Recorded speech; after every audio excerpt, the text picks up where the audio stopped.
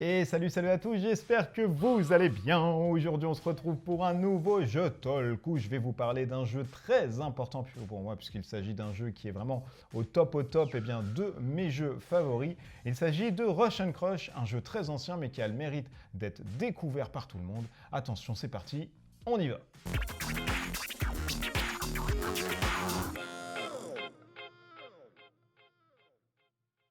Rush and Crush, si vous connaissez un peu Fred Henry, vous êtes dans l'obligation de connaître un tout petit peu ce qu'il a fait auparavant. Et Astéroïde et Rush and Crush font partie des premiers jeux et qu'il a fait. Ce sont des jeux de course qu'il a réalisés en fait avec deux autres compères, Charlie ainsi que Guillaume.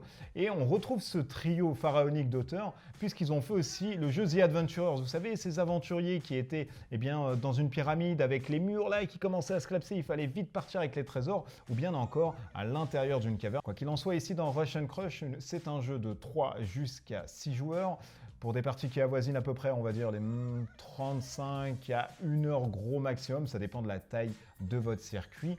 Et c'est un jeu qui se joue sur la castagne et puis surtout sur la course. Le pitch un peu de Rush and Crush, eh bien ça se situe dans l'univers d'AT43, celui de Rackham, où les gens, quand ils ont fini de se taper dessus, ils ont fini de faire la guerre la journée, le soir vont aller se distraire dans les bars et dans les circuits où ils vont voir des courses de Rush and Crush.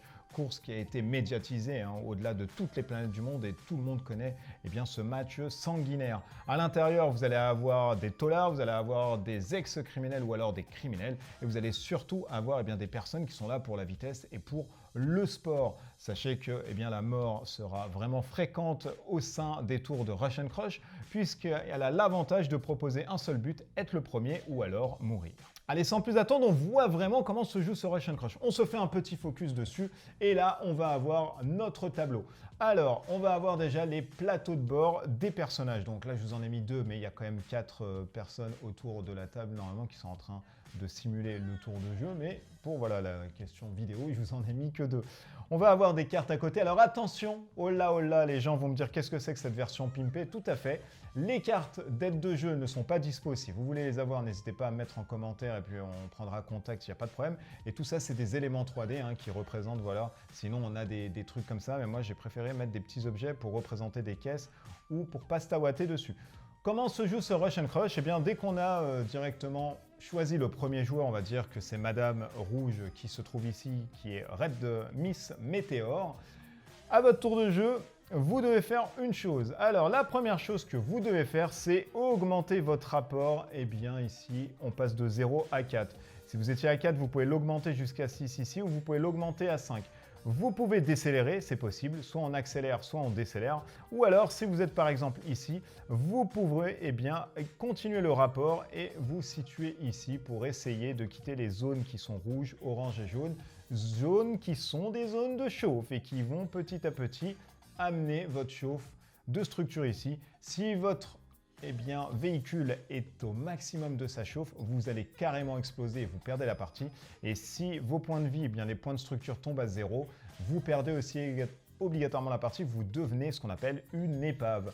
Donc à ce tour de jeu, on va ensuite lancer les dés adéquats.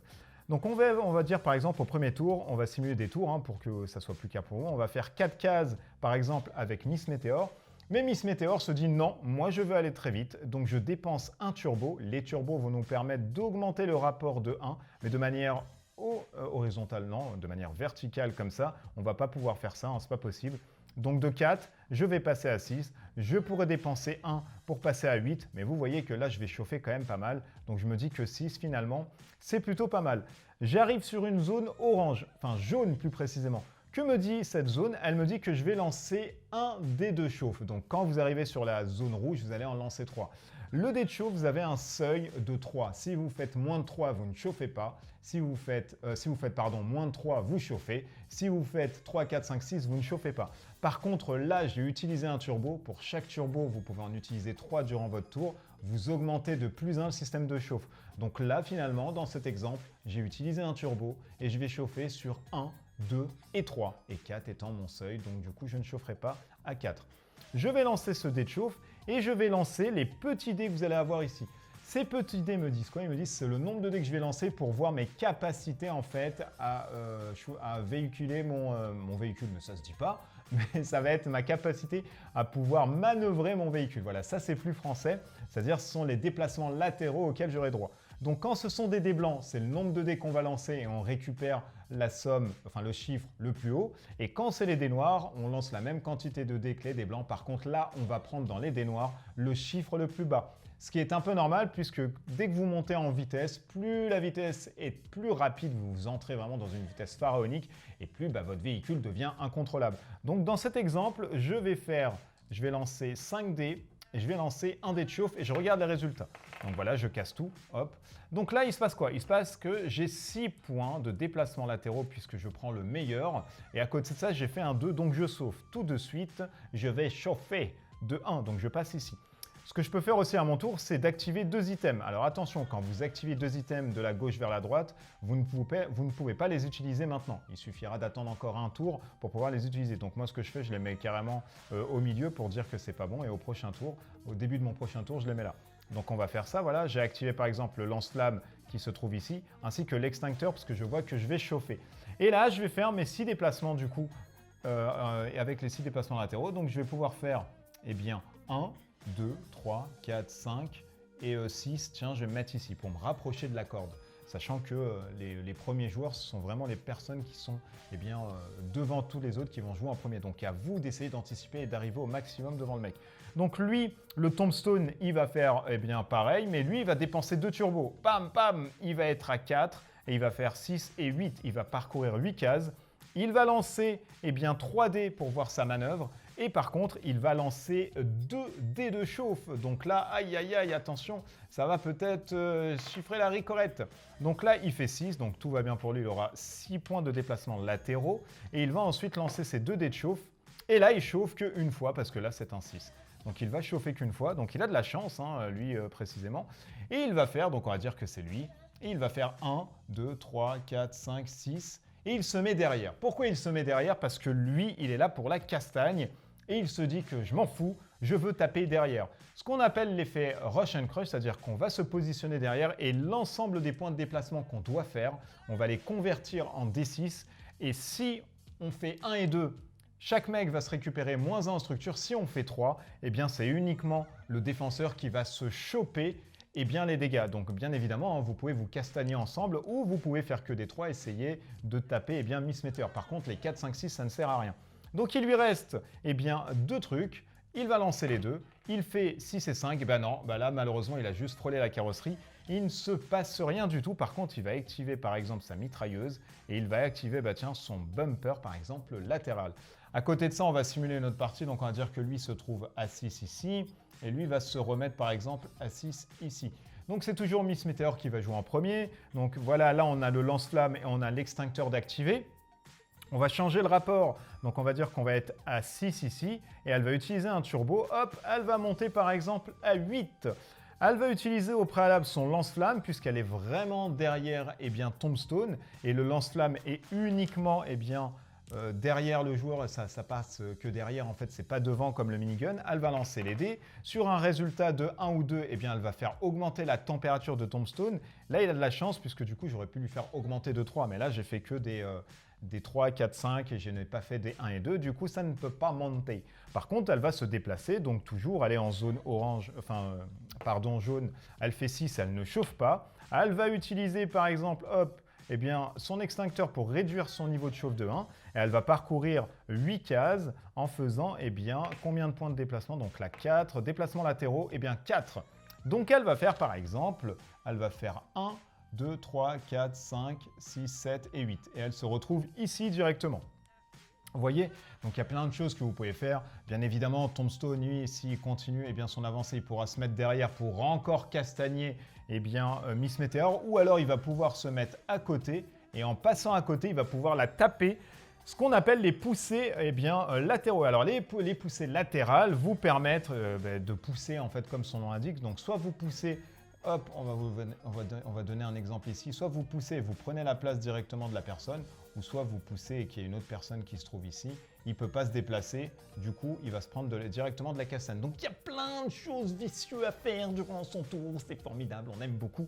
Et du coup, celui qui arrive premier a gagné. Si vous n'arrivez pas premier, si vous perdez l'ensemble des points de votre structure ou vous chauffez, vous retournez votre caisse et du coup, bah voilà, c'est compté comme une mine. Mine que vous pouvez déposer tout le temps hein, pour ceux qui sont dotés de mines. Et si vous passez sur une mine, vous lancez un dé, 1, 2, 3, vous sautez, 4, 5, 6, vous passez. Donc là, vous voyez que théoriquement, les mecs qui sont dotés de mines, ils vont en placer pas mal pour essayer de faire enquiquiner les autres. Et ça, c'est sympa dans Rush and Crush, on aime bien ce genre de truc. Si vous arrivez premier, vous gagnez. Si vous arrivez 2, 3, 4, 5, 6, vous perdez et ça ne sert à rien. Allez, on revient un peu de nos petits émois et nos petites émotions. Et je vais vous donner un peu mon avis là-dessus. Alors moi, c'est un jeu que j'adore énormément, Rush and Crush. Pourquoi? Parce que ça me fait rappeler F-Zero, ça me fait rappeler Wipeout.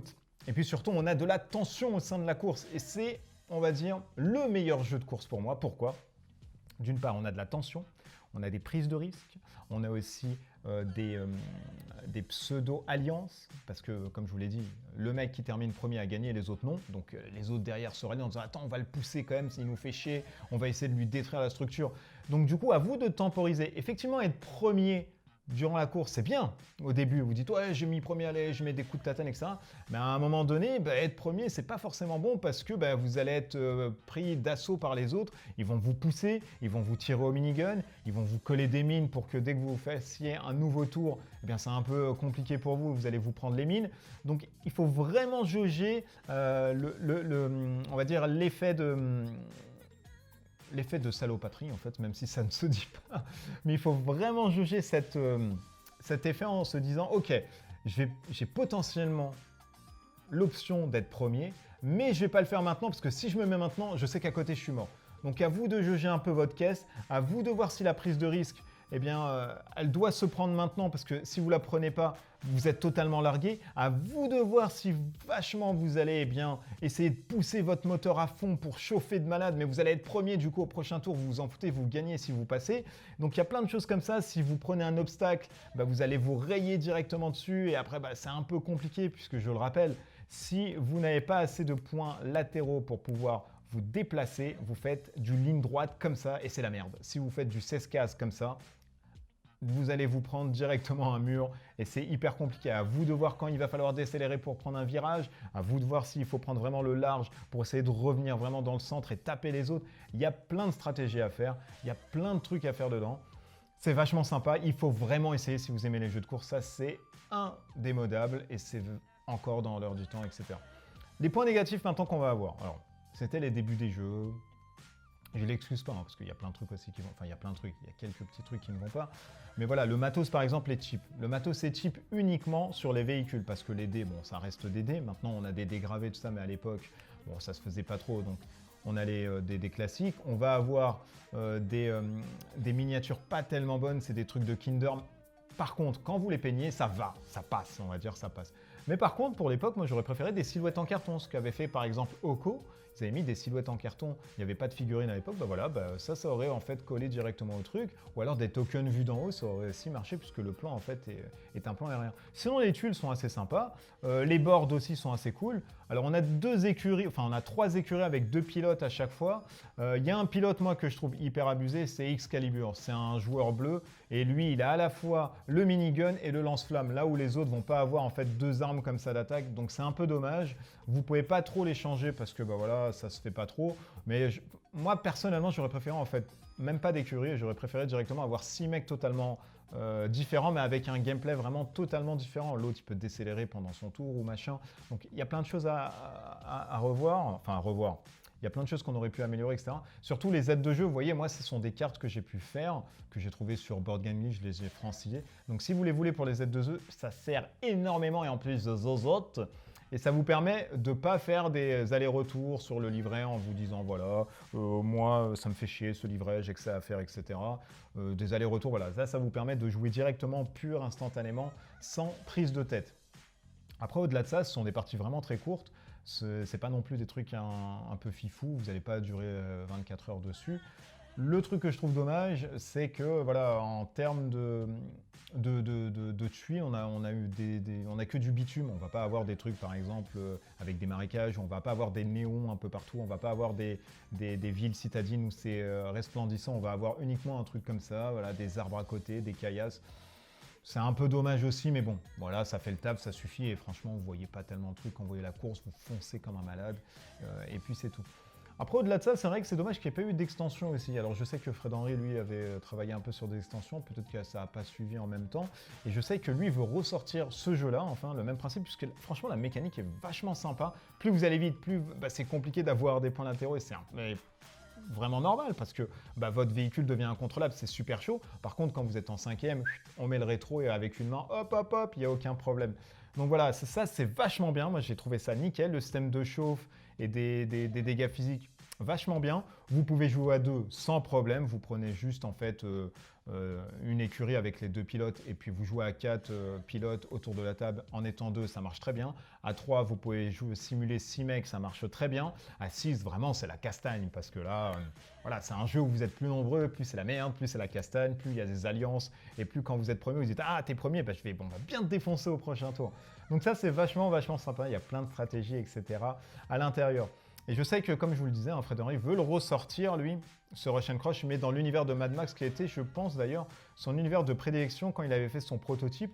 Donc avec Mad Max, franchement, ça peut aussi donner des trucs de ouf, surtout qu'avec les figurines maintenant qu'on fait, le système est bien de gestion, avec des plateaux vachement bien, le matos et tout en 3D qui pourrait coller. Je pense que ça peut donner vraiment des étincelles de ouf, et ça peut vachement bien jouer.